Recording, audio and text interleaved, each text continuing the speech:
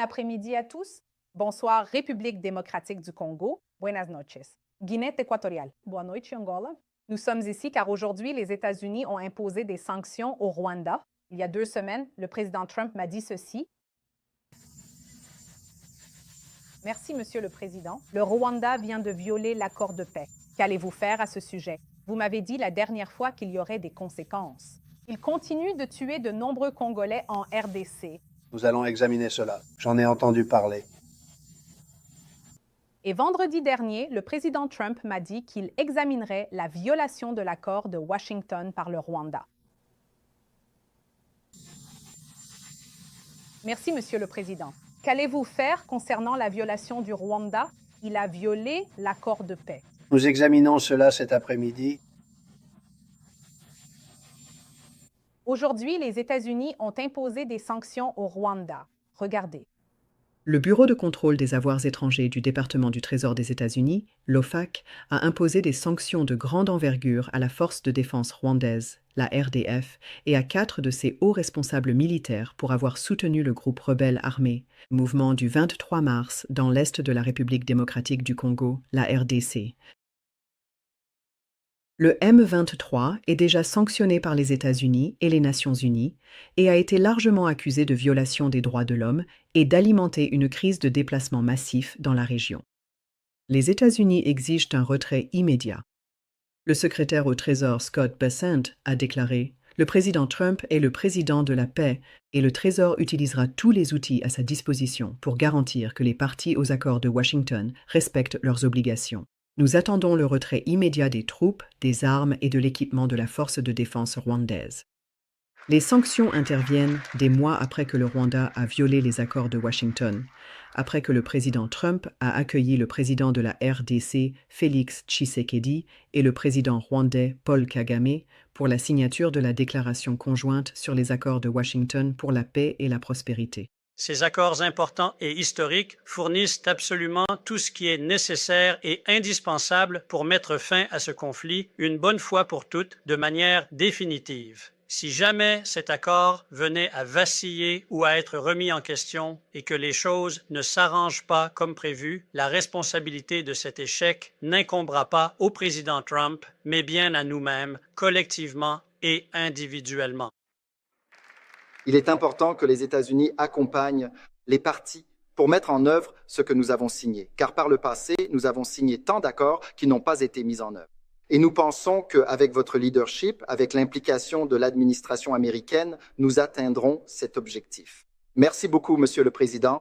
Eh bien, cela va se faire, c'est certain. On veillera à ce que vous alliez au bout. On veillera à ce que vous alliez au bout. On veillera à ce que vous alliez au bout.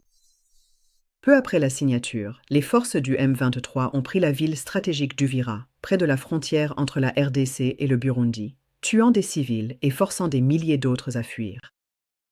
La présence continue du M23 à Uvira, avec le soutien des RDF, fait craindre une guerre régionale plus étendue. Les RDF sont accusés de soutien militaire direct.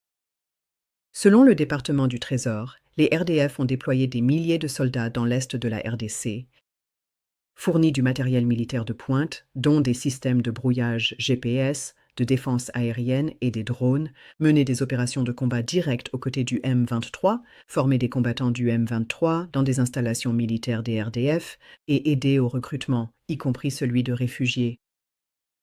En janvier 2025, les forces des RDF auraient attaqué les forces armées congolaises, la mission de la Communauté de développement de l'Afrique australe en RDC et des positions de la MONUSCO. Les autorités américaines affirment aussi que le Rwanda a accédé à des zones minières de l'est de la RDC en échange de son soutien à la rébellion du M23. Merci. Monsieur le Président, pouvez-vous nous dire ce qui se passera si l'une des parties viole cet accord de paix? Je préfère ne pas le dire. Je dirais simplement qu'il y aura de lourdes sanctions en cas de violation. Et ils ne le feront pas, je ne pense pas qu'ils violeront l'accord, mais nous avons des sanctions très sévères, financières et autres. De hauts responsables sanctionnés.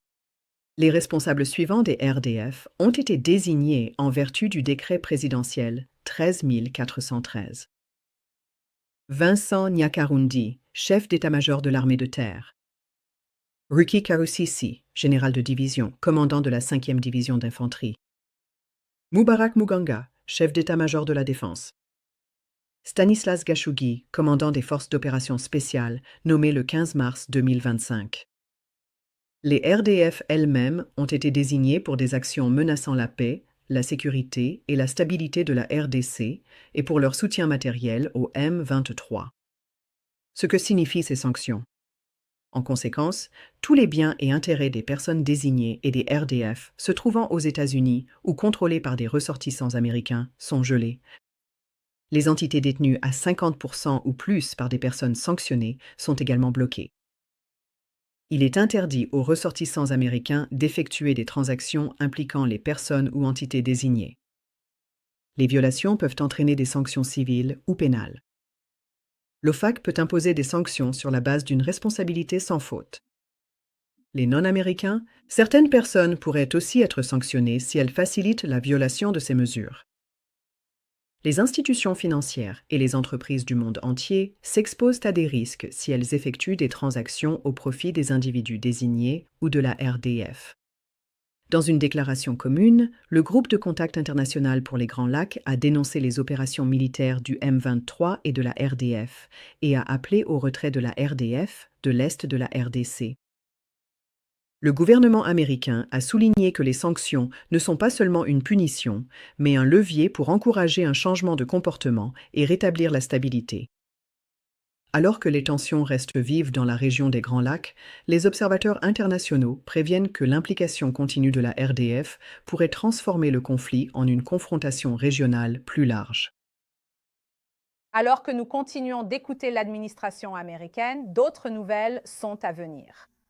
Nous reviendrons bientôt avec beaucoup d'autres choses à partager avec vous tous, alors restez à l'écoute.